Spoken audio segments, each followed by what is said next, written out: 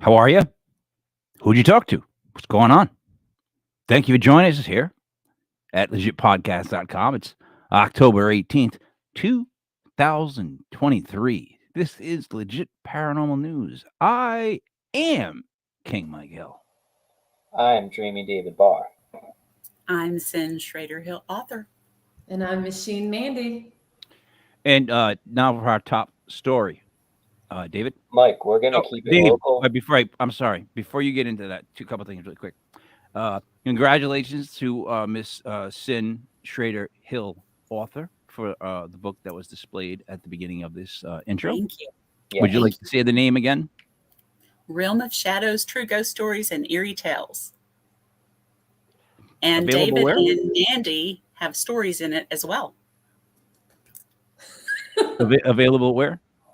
Available on Amazon right now. There it is. Okay. Second, Dave, I just want to go over this really quick. So this all started oddly enough. Some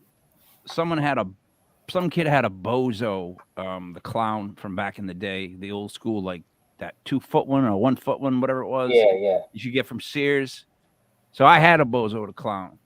I love that thing. Like, and that's why I've never been scared of clowns. Like, that's the weirdest thing with me is that clowns don't scare me at all. Even evil clowns, we've had them on the show, and I laugh because they're clowns. And they're like, no matter what it is, you're a clown. Like, it's a clown. It's supposed to be funny. So it is to me. But here are the 13 most influential toys. Okay? Number 13 is here's what we're going to do. I'll say a name. Just say either had it or nope. Okay? Had it or nope. You guys got your answers? It's either had it or nope. All right? Got it. Number 13, the Cabbage Patch doll. Had David. it. Wait, Had it. wait. Dave, you heard the part when you heard a name, right? Right. All right. David, Nope. Sin, Had it. Mandy.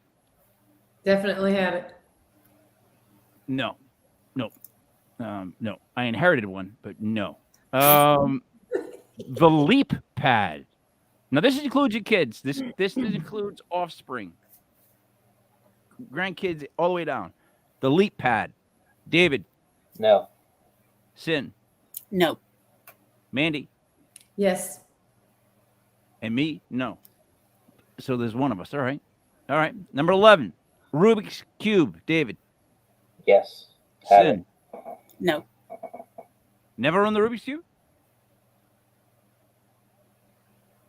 Really, Sin? Well, Mandy. I'm like, really? You never owned a Rubik's Cube? I come, Mandy. Yes. All right. Yeah, I've owned several. Sin, how you never owned a Rubik's Cube? everybody around me had them. I didn't have to have one. Oh, all right. Number 10, the Viewmaster. David, Had it. Sin, Had it. Mandy. What the hell's that? No. No? Yeah, you did. They Yeah, had you did. these little white Yeah, discs, you did. and you put them When in the disc in viewfinder. and you Yes. click it over Now and I see know what you're talking about. the view. Yeah, I got it. We all had this. I didn't even want to ask this one. This was one of those ones where that was video games. Like, I don't want to sound really old because I was hanging around before the internet. I could leave my house before there was mobile phones or the internet and just leave and go. And I could go anywhere. And guess what? No one knew where I was. So, but things got so much better with technology. Number 9, Star Wars figurines. David, Had it. Sin, No. never had one. Okay. Nope. Mandy, Yes, I remember. Yeah. yeah. I got them over there. To be honest. So yeah. All right. Number 8, Doc McStuffins. This would have to be somebody with kids because this is somewhat recent, but there was a big. This was like a big toy. Doc McStuffins. David, Nope. Sin, No. Mandy. No, I don't think so. So then this one is the only one I can definitely cross off the list. I don't know. The Super Soaker. David, Had it. Sin, Had it. Mandy. Had it. Oh my God, all of us had Super Soaker. So and this. All right, here we go. This is gonna be the fun one. The Easy Bake Oven. David, Nope. Sin, No. Mandy. Yes. So did I. So did I. You know why? That thing made muffins. I ain't even joking. I ain't even joking. When I found out that that thing made muffins, I wanted that toy. I didn't care if it was supposed to be not supposed to be for me. What you know what I mean? Like they were saying, I eat muffins. I don't muffins. All right. Next, number 5, the Chatty Cathy. This would be something that's before maybe before all our times. I don't know. David, Nope. Sin, No. Mandy. I can't remember. I mean, it sounds familiar, but Because that was the first kind of talking. I said, I love you. Let's play house. if I didn't have it, one of my sisters might have. The thing with that is I feel like my mom had this or like, maybe my brother Ray did. Right? My brother Ray, who's on Legit Fantasy Football with me on Sundays. I just want to say, hey, Ray, yeah, you had a Chatty Cathy. Number 4, a Nerf bow and arrow. David. No. Sin. No. Mandy. Had it. Yeah, me too. I had the gun, the bow and arrow. Yeah, I like to shoot Nerf stuff. All right. G.I. Joe. Now, that either means the kids in the 80s with the figurines, or the more revolutionary one kind of came in the late 70s. Around there was that 12-inch G.I. Joe that the head that first came out. So I'm more or less talking about either one. David. Had it. Sin. Not really. No. Okay. I would steal my brothers. I would steal my brothers. There you That's go. what I was about to say. I would do. So steal your brothers. That kind of counts as having one. So these last two might flip the other way. All right. The Barbie. David. Nope. Sin. Had it. Mandy. Yeah, I had it. I actually ended up with a Barbie at one point, but it was like later on in life. It was in my 30s, 20s or 30s. It's a long story. I made the news over this Barbie doll. Yeah, you have no idea if they ever dig that up. I made the news over this Barbie doll. I was outraged before people got outraged. How about that? Being dead serious. I'm talking like way back. Number 1 most influential toy, the Lego. David. Had it. Sin. Nope. Well, never owned any Legos? No. Sin, you went through life. No Legos, no Rubik's Cube. The Rubik's Cube was around me, and no, I didn't have any Legos. Dave, do we need a lawyer to check Sin's answers when it's her turn? You feel like we're almost at that point where she's just kind of being so vague that it's like, okay, well, go on to Mandy. Mandy, Lego. Had it. Okay. Last, I wanted to end with this. If you had to pick your favorite toy that's not there, that's not listed, most influential toy for you, what would it be? Dave, you get to go first on the spot. That's tough. I had a ton of Masters of the Universe or Transformers, I'll say. But there's something very important missing from that list, Mike. What's that? The Snoopy snow cone machine. Oh, yeah. Cannot be on the list. Well, how about Twister? Ooh. I mean, there's a lot of things that I saw that were wrong with it, but Sin, one toy. It's a toss-up between hula hoop and the pogo stick. Sorry. I'm showing it my again, age. Dave. Check with the lawyers. Was that actually an answer to the one toy? Because if you just go, well, it's a toss up between two. It is a toss-up. I love them both. Okay. So what were they again? The The hula hoop and the pogo stick. Yes. Oh, those are basic. That's basic stuff. All right. Mandy. So it would be the neon bright light. Do you guys remember that? Where you on that? Yep. I can't quite remember what it was called. Something like that. It was light bright, and you could make different. Yeah, Yeah. they'd be numbered, and you could make different designs with them and draw them out on the pad. Yes. That says a lot, Mandy. That speaks volumes. I'm being honest, because that was like back in the day. That was like this light up thing that was like before anything else lit up. That's really what that was. I'm gonna say Dungeons and Dragons.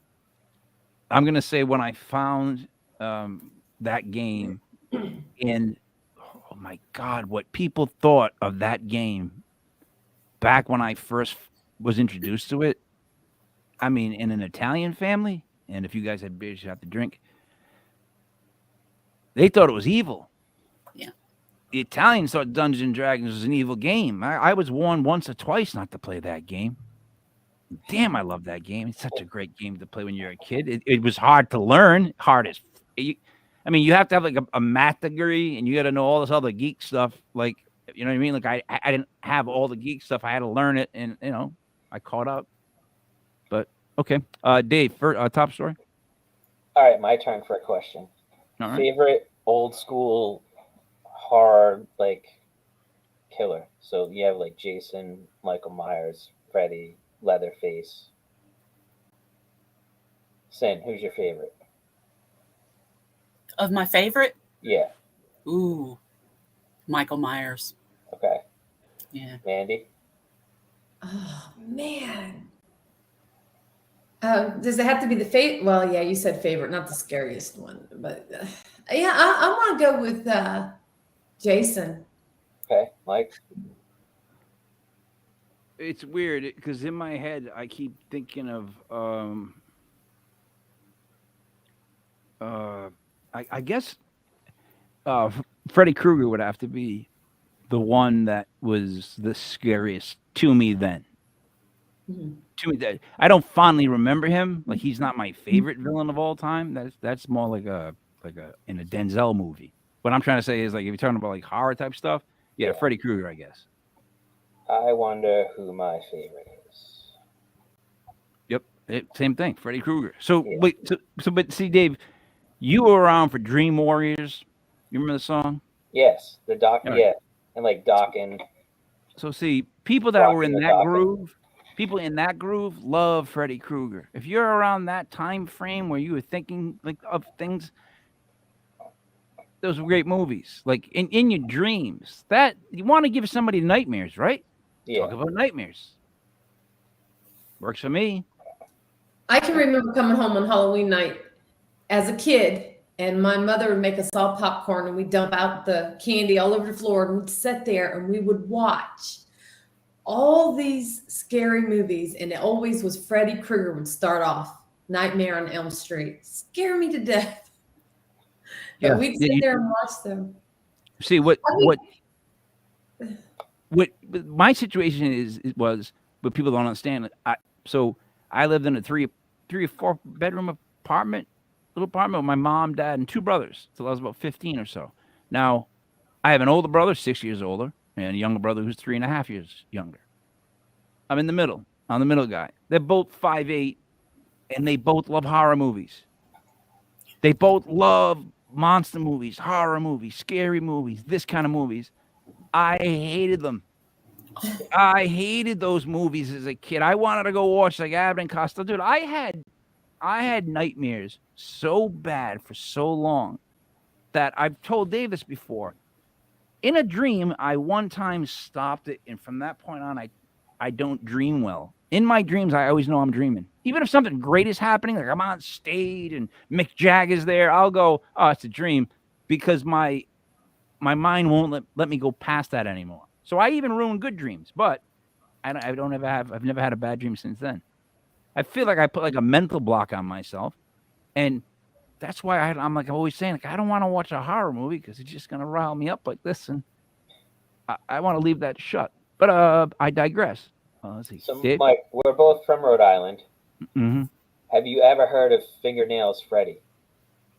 Now, see, that's the thing, right? I want to tell you no, because everybody else has never heard of him. But because of this show, yes, I have stumbled upon that story, and I was like, up to that point, Dave, I'll say I never heard of it. All right. I just learned of him the other day myself. So in Rhode Island, we have an urban legend that's told around campfires about this man named Fingernail Freddy. What? So many people believe this urban legend to be one of the inspirations for Freddy Krueger of Nightmare on Elm Street. According to Dyer County High School, This legend originates at Camp Corona in Cumberland, Rhode Island, and it dates back to the mid 20th century. Now, some people say 19th century, so it's around 19th, 20th century. Um, so the legend says that there's this man named Freddie. He lived with his wife and his daughters out in the woods in this small log cabin.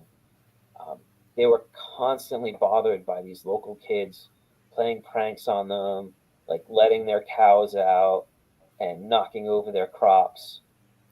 So Freddie wants to put a stop to this. He loads his shotgun up with rock salt, and the next time the kids came around to play a prank, he shot them with the salt to scare them off. So the kids were angry that an old man would dare do this to them, and they went back for a little revenge. Freddie is in his barn. While he's in there, the kids set fire to his house with his wife and daughters trapped inside.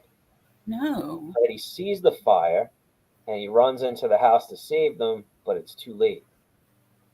And in the process of running in there to try to save his family, he's severely burned and ends up disfigured from his injuries. So Freddie eventually stops going to town. He becomes a hermit.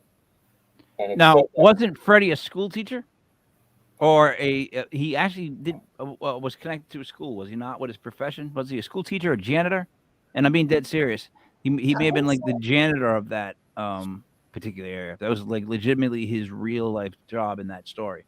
I did not come across that in the few versions that I found, but it's entirely possible. Yeah. Because it's in Cumberland, and I'm pretty sure where it was around. So I think he was like at least like a groundskeeper. How about that? Pretty much what I think it was. Either way, he's burned, he's disfigured, he stops going to town, he becomes a hermit, and the legend says that his fingernails keep growing, and he starts to sharpen them. Now, from there's several versions of the legend. One says that Freddie got his revenge on the kids who had burnt his house and murdered his family by killing each one of them with his long and sharpened fingernails. When he died, Freddie was buried in the Elder Ballou Meeting House Cemetery in Cumberland, and it's said that his spirit still wanders there looking for other victims to kill. Now, another version of this legend claims that Fingernails Freddie hated the noise that campers made out in the woods. You know, he's a recluse. He likes his peace and quiet. So campers tell each other, don't make noise at night or else Fingernails Freddy's coming to kill you or claw you or both. He's a recluse? He's a recluse. Fingernail Freddy. Yeah. Wants to be left alone. He's all disfigured, lost his family, probably angry at the world. Understandable. And there's one more version of this that claims that anyone who wandered onto his former property in the woods would be murdered by him in spirit form. Wow. All right. So it's a lot to digest. It is. What I know of that story is a little different. So now there's the main story I heard was that he's always the victim in every version of the actual like story that they wrote out of Cumberland, Rhode Island that I've ever read. He's actually like the victim in that story. So Wes Craven took like an idea like that and made it supernatural, made it so that the guy could get his revenge on these kids and go back into their dreams, because he basically could only get people on Elm Street, right? Wasn't that what it was? It was all the kids lived on Elm Street. Am I not correct in saying that? I think so. In the movies, yeah. You're on the street, you know what I mean? Get off the street. I'm just but like I get it. So I everything I've ever read about him around here, it's always the kids that pretty much burned him down, his house down, and his family. So I don't know how that makes him the bad guy for wanting revenge. I mean, becoming Fingernails Freddy's a little odd, but what would you do with your whole family? I'd probably become like, I don't know. Yeah, and you're Mustache Mike. Scarred and disfigured. Obviously, that's going to cause some mental anguish and probably cause someone to snap a little bit at least. Yeah. Yeah. Let me ask you guys this. When anyone changes their face too much, when they make like a bad decision and you can see it on their face, do you feel bad, or what is like your reaction when you see someone else that purposely tried to adjust their face and made it look worse? I'm just like, what the hell did that person do to themselves? All right, good. All right, I want to make sure I wasn't the only one. No, I don't. You guys, like, you know what I'm saying? Like, it's like, why would you didn't have to do that? Like, why did you, like, you know what I mean? And then I feel bad on the next level. What's great is I'm not even mentioning what I'm talking about. But on the next level, I feel almost even worse because I feel like someone should have spoke to that person and been like, yeah, you don't need to do this. Like, you know what I mean? Like, unless you really wanna, you know, but I wouldn't do it. I just wouldn't do it. I wouldn't do it. I didn't have to. But, and then I'm gonna end it with this. When they fill in like the cheeks, it has the Joker spray type, reaction that I call the catfish. And what happens is they go up like that and they get a permanent, like, it's not good. It's not good. And the eyes always seem like they just got patted up because they're always like a little puffy. Like, it's just and it's like, here's the thing. Like, I can grow a beard, shave it off, this, that, the other, shave my head. I don't care. But when I go in the mirror, I know it's my dumb head. To go into the mirror and see someone else's face on my dumb head would be terrifying. I guess is where I brought this all the way back. You know what I'm trying to tell you? Like, even doing it on purpose, like, because I have to get my nose fixed. I can only breathe out of one nostril. It's been broken so many times. It's just not straight. But I'm afraid to do it in a weird way, and I'm be honest with you guys, because I'm gonna look a little different, and I'm not even mentally prepared for that. You know what I mean? Like, I don't want them to fuck with my face again. Last time they did, they closed the nostril. Excuse my French, but you know what I'm trying to say? Like, it's like, stay away from the face. Stay away. I don't like the collagen injection in the lips. Oh. And then they have like the big duck lips. Looks like Mike Tyson like smashed someone in the mouth. I read something that made my day today, and I love it when you read something that's just so ridiculous, but it makes so much sense and it hits home. And it said, who would have thought in 1984 or 5 that Roseanne Barr would be much hotter than Madonna? Yeah, I saw that. I read that. I was like, wow, that is a fact. Holy crap. That's society right in our face. Not to make that joke, but you know what I'm trying to say? That's right there. That's like the difference of growing gracefully. Yeah. Not growing and not being graceful. Like, there's a lot going on there. I don't mean to speak for females. I mean, I see men do it too. I've seen, I mean, you know, men, the best of the men do the muscles. Dave, ever see those guys with the fake muscles? The pec implants and stuff. Oh, they're like their biceps, and they don't even look real, and they're like watery looking. It's like, guy. Oh, and the calf implants. Oh, yeah. Oh, what? You know what? Yeah, so we got poor Freddie who gets burned and disfigured. Hey, Dave, really quick though, a dating tip. If a woman ever makes a decision based on your calves, and this goes for the ladies, you can flip this. Just walk away. I'll tell you that much. That's my love advice for this show. I mean, poor fingernails Freddy gets burned alive, and then we have people like destroying themselves and paying money to do so. Well, now, let me ask you guys this: the movie. First off, didn't know that was Johnny Depp till years later. I can say that much about that movie, right? That was one of those. Oh, it was. Yeah, he got killed on the bed with all the blood. Oh, all right. The first one was good. The second one was, I think, really. I'm trying to figure out where it kind of started to teeter on where I didn't want to. I think it was 3. I think the Dream Warriors was the last gasp of it. I don't even think it went 3 good ones, because then I think 4 is what, like this, I definitely tailed off right there. I think I stopped at 4 to 5 and all that other junk. Yeah, there's one with Jason too, where them two come Yeah. together and battle it off. Yeah, I mean, Alien, Predator, Jason. That was the best part about Batman, the Lego movie. Oh, Was that they could have everybody from everywhere in that movie. Like they had every character I could think of, every villain from every. It was just hilarious, just hilarious what they could do. Sorry, Dave. Did you know that Wes Craven, the original script, had a positive ending where Nancy vanquished Freddy, and the studio was like, "No, we're not going to do that. We want a franchise. You got to make him come back somehow," and that's how he ended up in the scene, like at the end in the car, like driving the kids. I forgot about that.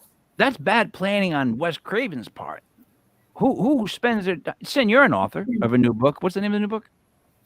Realm of Shadows. You don't write a brand new character that's got nuances to him and then kill him at the end of the first book. I wouldn't think so. I wouldn't think so. You know what I mean, Wes? Is that Wes just being artistic and trying to get some street cred by saying that? I think it was the first script he ever wrote. And that was the story he wanted to tell, and the studio thankfully saw the potential in a franchise and wanted to keep bringing Freddy back, have him invade some more dreams and terrorize some more kids. Keep Nancy. But I don't think Robert Englund gets enough credit. Oh, Robert Englund's awesome. He totally made that character. Totally. That was an actor that carried that. Mandy? So I've been watching AMC, and they've been playing all the old scary movies from the 80s, 90s. And yeah, I mean, I've been watching a good portion of today. And they've been playing Hellraiser. Oh, wow. Yeah. Now that one is, whoo, dang. That one grossed me out when they had like no skin, and it was like all the muscles and tendons and Yeah, all the skin pulling with the hooks and oh no. I couldn't watch them when they first came out, but I just watched them a month and a half ago, all of them. Hulu just remade Hellraiser, and Pinhead's a female. I haven't watched it yet, but I've heard good things about it. It's good. Do you guys remember barf bags? They would give them out at theaters. Oh, scary movies. Oh, okay. Yeah. Anybody in their 20s right now that listens to this at all is going, what is he talking about?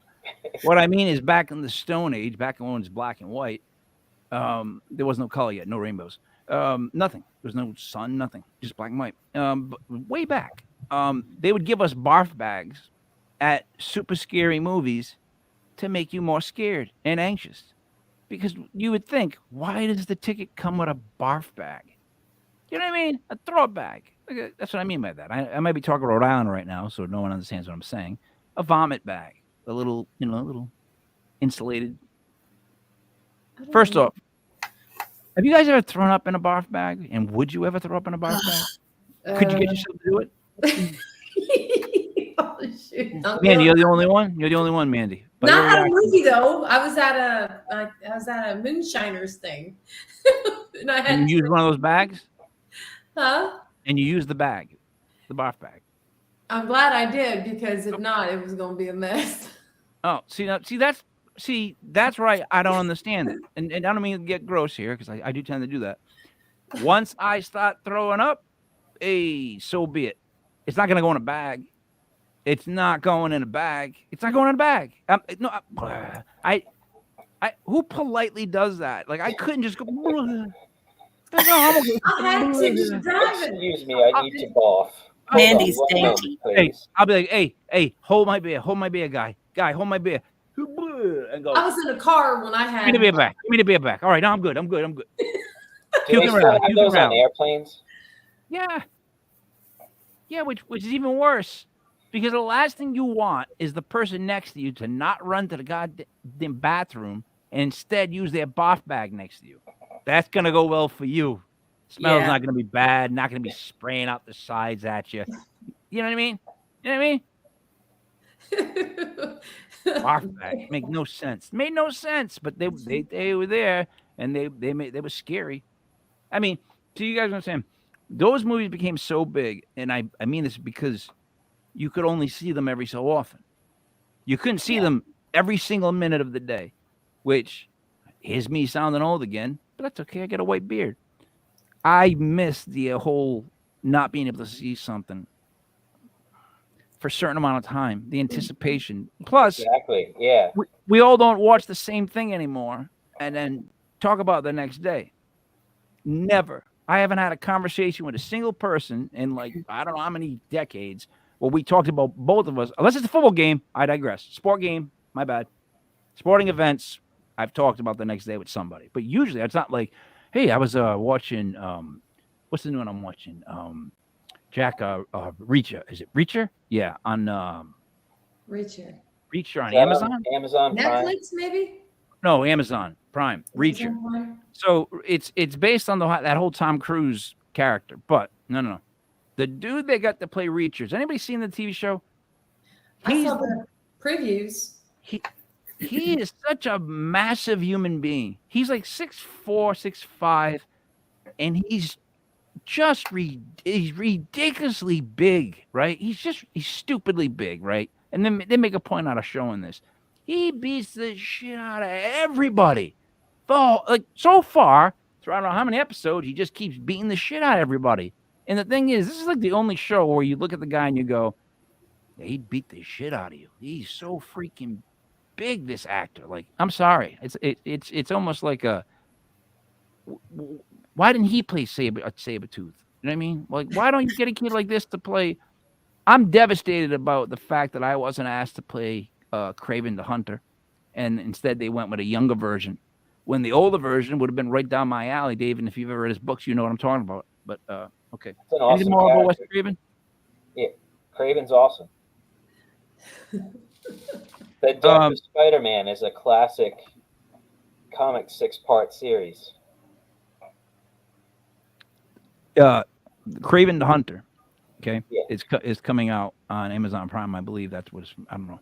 It's got that young kid that played using Kick-Ass. He played Quicksilver in one of the Marvel movies.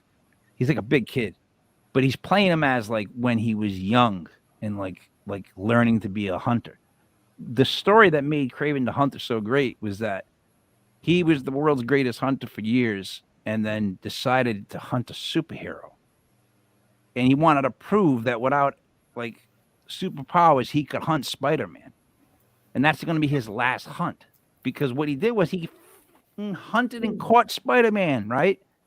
And made Spider-Man believe he was dead and buried him.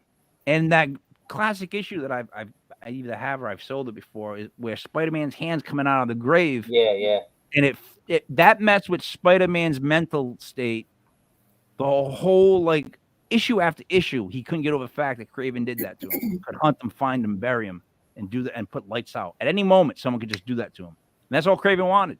Like he didn't want to kill Spider-Man. He just wanted to prove that he could catch him. Sorry. I'm sorry. You talked about comic books, dude, and I'm gonna roll with it. Let's see. Sin, are you up? I can be. Okay, David, you're done with Kraven. That's all I got for Fingernails Freddy. Okay. I believe it to be true. I've heard it too many times, so it's kind of based on it. So I would believe it. Then go ahead. Okay, so I'm talking about ghosts of serial killers still. Ted Bundy up first.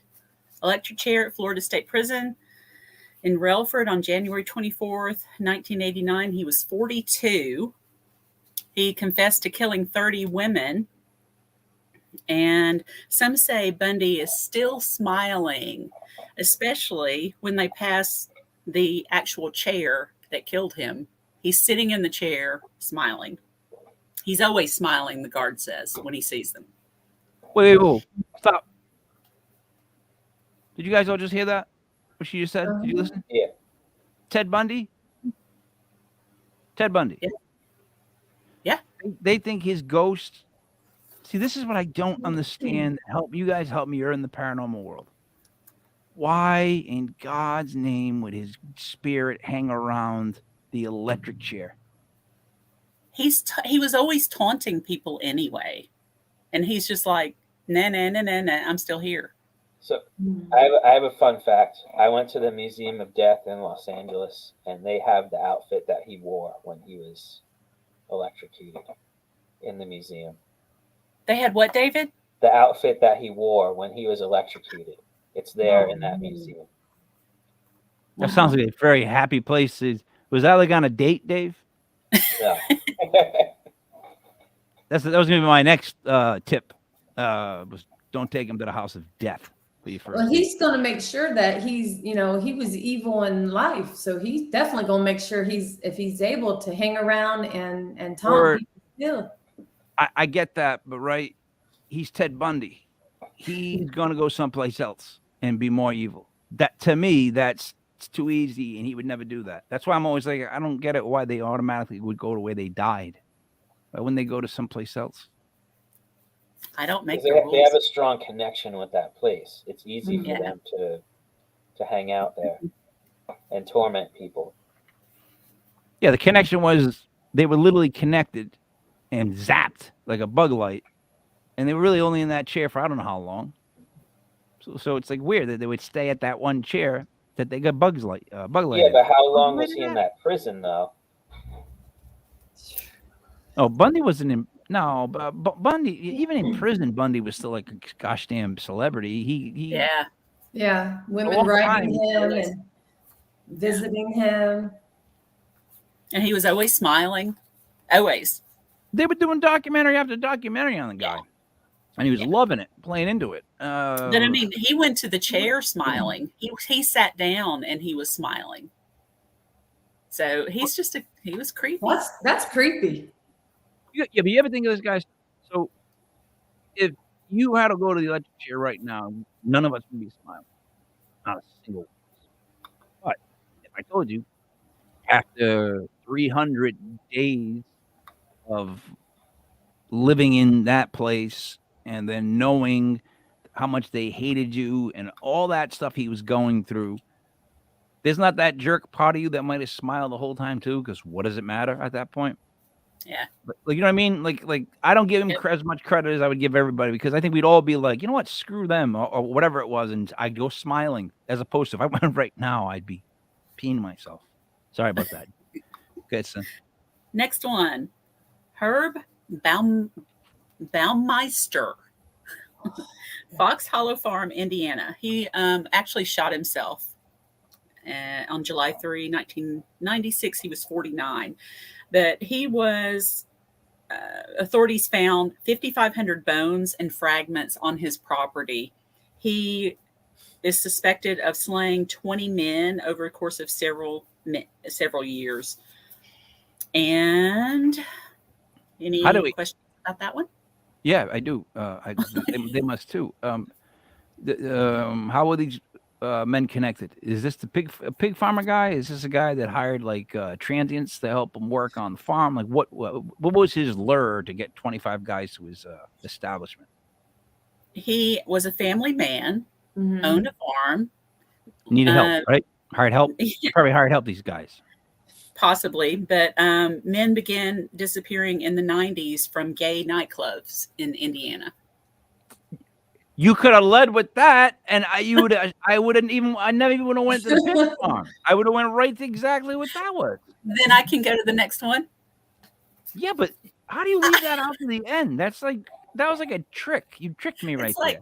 You made me answer something that I was completely wrong, because you were going to tell me the answer right after that. So that's why I want to investigate that location. Yeah, that would be freaky, Mandy. Why? Why? Well, because it's got a lot of all the craziness that happened. I'd like to go there and communicate and see if, see who's all still there and see if he's still there, Here's an odd question. I might take some Ghost Adventures actually went there and investigated that location, and it was pretty freaky what they got. Well, and they say he still haunts his Tudor home there. Yeah, wasn't it recently? I think it was up for sale a couple years ago. I think so. Can I ask this question, please? If and I don't mean I don't know how I'm going to say this without. I'm not being offensive. If there was a if there was like a happy gay vibe to the area where several gay men died from a nightclub, it first off, is that completely wrong of me to say? I mean, I see the funny side of it in the sense of like, I don't know, they're all the same vibe. Like it's the same. They have the same chemistry. They just all came from a club. There's music involved. Like What? what I'm saying is the spirits of that area could it have been like a P town of like paranormal activity, and I mean that in all complete honesty. What I'm saying is, if it's the whole, never mind. You know what? No one's They gonna, might not know what P-Town is, Mike. oh, that's probably part of it too. All right, well, Dave, you know what I mean. But you know what I'm trying to say? Like, why couldn't an area inhibit? Like, I don't know. It's been like there's civil war type things have gone on there. I'm talking about like, if atrocity happens to a certain group or certain whatever, can't they? In fact, I'm not talking all flamboyant here. I didn't go that route. I'm talking about just like the vibe of it. No. So, Dave, I'm gonna ask you because you're the one that really knows what I'm saying right now. So, no, Dave. I mean, it's possible that energy is residual, good or bad. Yep. So, I mean, if there's residual good energy, that could possibly draw the spirits there as well. So, right? Thank you. You know what? Thank you. Thank you. Go ahead, son. Next, John Wayne Gacy, Chicago, Illinois, executed lethal injection May 10, 1994. He sexually assaulted, killed at least 33 young men and boys in the 70s. Police found 26 bodies in the crawl space, and allegedly an exorcism was performed both at the house and Gacy's grave in Maryhill Cemetery. Though Gacy was cremated, and there is some debate as to whether he was ever buried at all, but that did nothing to stop the strange occurrences on his property. So he still shows up as, a lot of times, Pogo the Clown. Oh, So, first off, Gacy's probably my least. If you can have a least favorite serial killer, which I don't know if that's even possible, but here I go again. He's my least favorite. Like I dislike him the most. I dislike his whole life. Like I dislike him trying to fit in, him trying to be a big man in the town. His whole gimmick, being a fucking clown. Just even that, my friend. Like, you dress up like a clown. Come on. Like everything about his life I thought was awful, horrendous. He was a joke. He did horrible stuff. There was like nothing cool. And I hate to say that about serial killers, but there was nothing cool at all. Unless you thought him being Pogo the Clown was cool. But then again, if someone thinks that being dressed up as like a clown is cool, then I don't know if I trust their judgment. oh, that's creepy.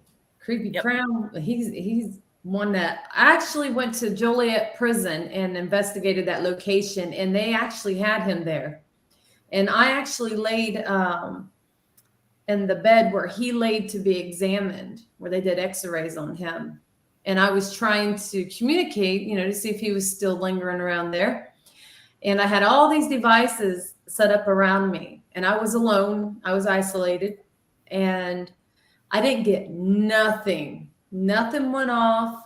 But I'm going to tell you, I had this like anger that just came over me, my energy and everything. I just changed. I started getting really mean, angry. Like I was, lashing out at him. I could feel it. So, but I never got nothing, never got to hear his voice, no communication with the devices, just that energy in that room just kind of made me change.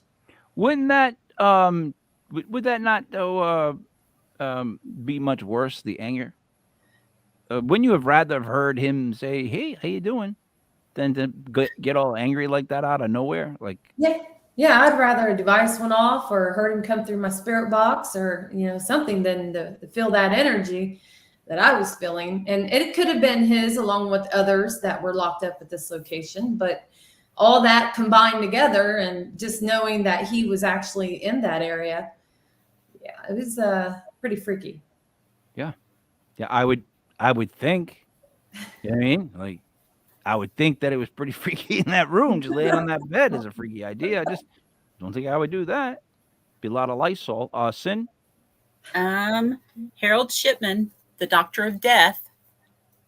He this was in England, Wakefield Prison, West Yorkshire, England. He hanged himself on January 13th, 2004, and he would have been 58 the next day. So he hanged himself right before his birthday. But he was sentenced to life in prison without possibility of parole. And he had killed an 8-year-old girl and slaying 15 of his patients. And later, the number suggested more likely 2 to 250 people. So he was a bad dude. How was he killing you? He was a doctor. He was really a doctor. I know, but I mean, was he giving like bad medical advice, telling them to mix like Tylenol with ibuprofen? Like, what was he doing other than just, he wasn't coming and going, I'm a doctor, and they were passing away. So was he doping them up? Was he messing with their like, how did he, like, seriously, how did he get these kids sick or kill them? Or did he just murder them? You're going to slap me on the wrist for this one because I don't know. Yeah. No, I think I've seen a documentary on something like Did that. you? I think he was actually drugging some of the people up, and I think he was even doing experiments on them. There was like different things that guy was doing. So And there might have even been a story on him, might have been that, I could be wrong, but Jack the Ripper or something like that. I think it might have been tied to him. Some might have thought that at one time.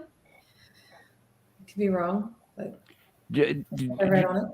David is, you might be right, and David is sometimes quiet, but he speaks volumes Yes, he does. with his words.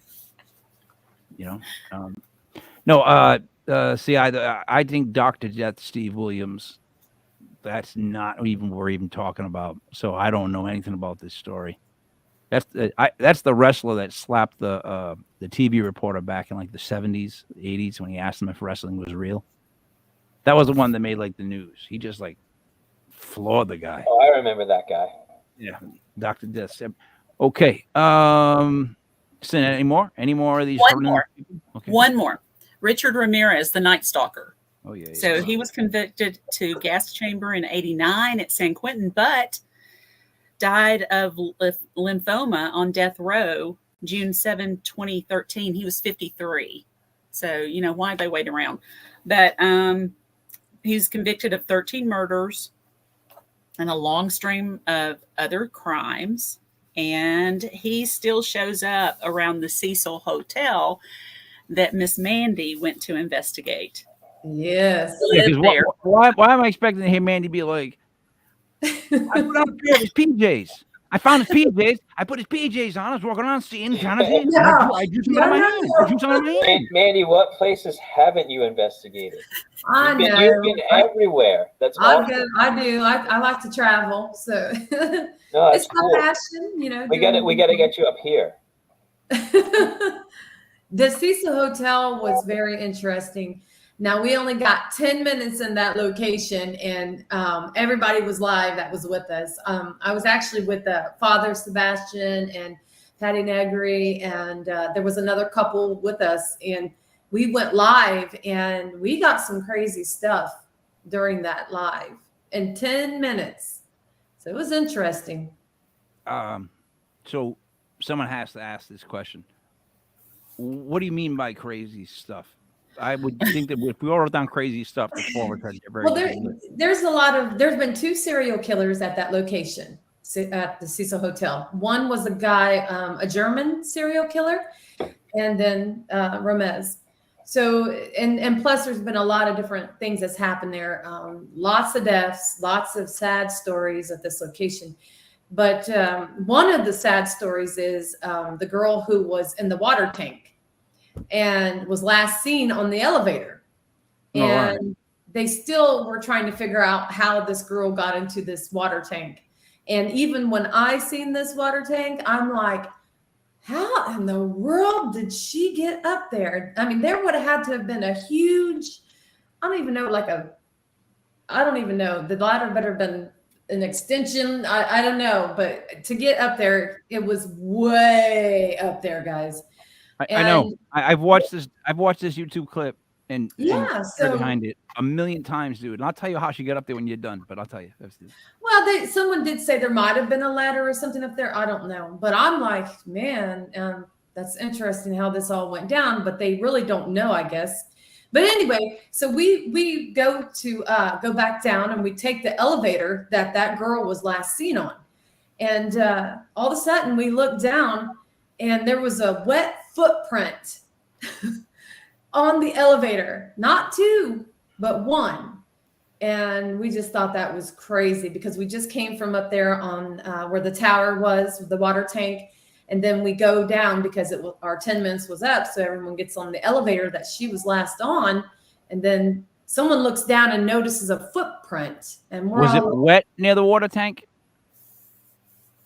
This did not look like a shoe print. It was actually toes and everything. You could see, I actually have it on my live you can see it on my social media, but you can see a footprint. There was not a shoe print or anything like that. It was toes and a heel. You could see it. That's so that woman was on something. And people watch that and they go, oh, what's she running from? She's talking to no one. Now she's running here. She's doing this. I've seen a bunch of those. I've seen a couple where moms go up and take their shoes off and their kids' shoes off. This is more in Asia where that's like you take your shoes off before the whole whatever. So anyways, that lady, the only way that she got up there was she climbed. Like when you finally see what she had, you could only scale it. No one's throwing you up. You're not getting, no one else is throwing you up there. No one else is carrying you as they climb it to stuff you in it. Like she had to be so whacked out, dude, that she just started climbing. I don't know how she got that lid off. It's just massive. It's the thing. It happened. You know what I mean? Like she fell in it. So no one carried her up. How do you do it? Imagine having to carry even like 100-pound person just like all the way up that. Yeah. I'd like to see that. She definitely had to have been on something for sure, because to be whacked out I don't even know how she climbed that thing. I'm just like, I just remember looking at it like, what? Cocaine's a hell of a drug. Right? Cocaine is a hell of a drug. Like meth is a hell of a drug. It gets these people to do inhuman things. Allegedly. I don't want to get strucken down again. Darn you. Sin. Was that it? That was it. Yep. Mandy, you have anything? Okay, I want to talk about a show that I just watched tonight on Netflix. It is The Devil on Trial documentary. Is the true story of a demonic possession.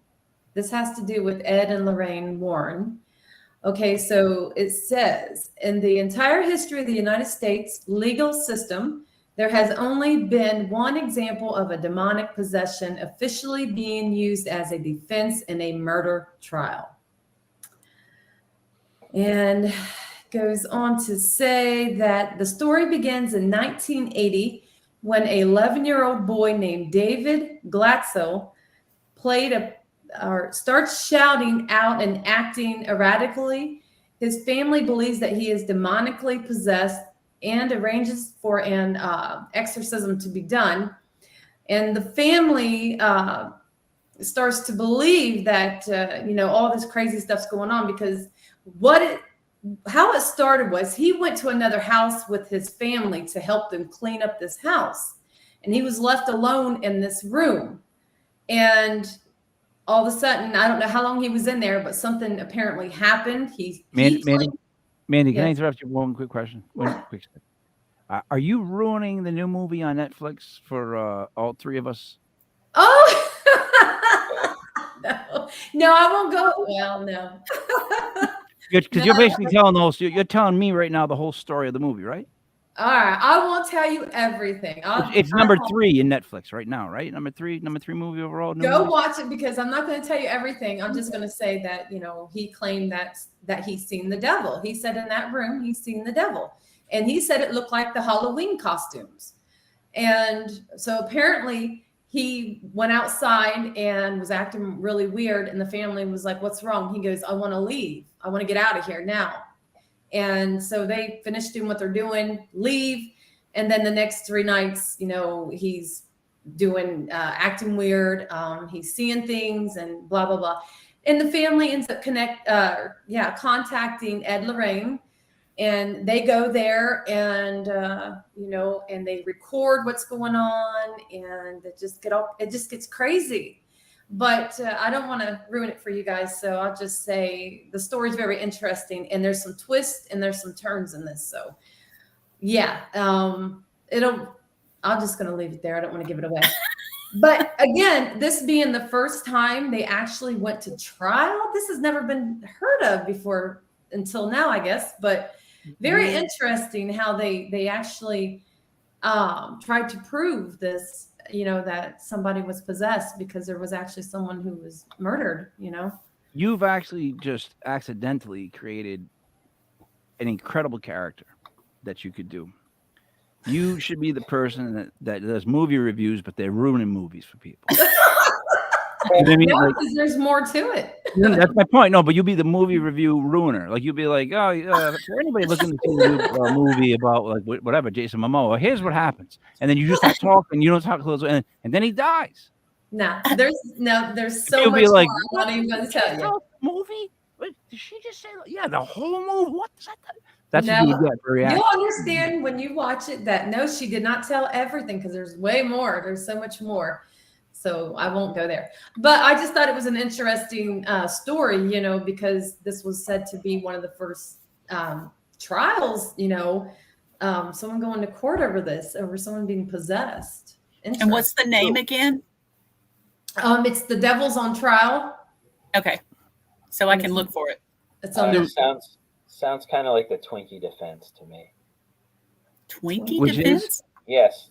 Back in the day, this was a legitimate argument for defense. There was a guy who ate too many Twinkies, and he was so hopped up on sugar and stuff from the Twinkies, it diminished his mental capacities, and he was trying to escape I think it was a voluntary manslaughter charge. And he was saying he was so hopped up from the sugar of the Twinkies that he couldn't control what he was doing. Oh, wow. I've never heard that, but that's crazy. But it is a good show. There's so many things on here. I haven't even covered everything. No, you'll see. Watch it and you'll see. But it is a very interesting. It kind of got me kind of wondering, okay, you know, you just have to go watch. It's got me wondering if like Ed and Lorraine are like Captain America and an Iron Man of this paranormal universe. Like they're involved in so many stories. Like the Chris Chesney story, they're involved in that.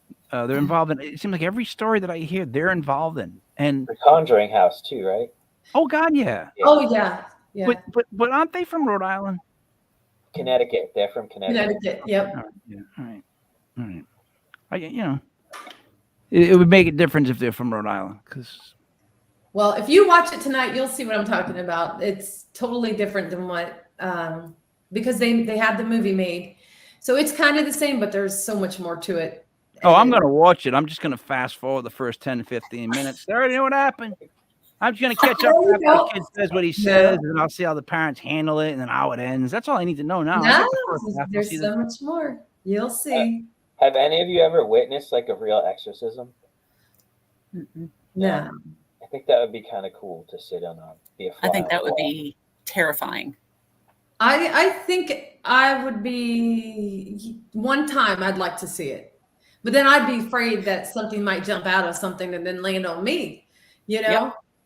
And you need to practice proper psychic self-defense. And I wouldn't. I'd be under attack.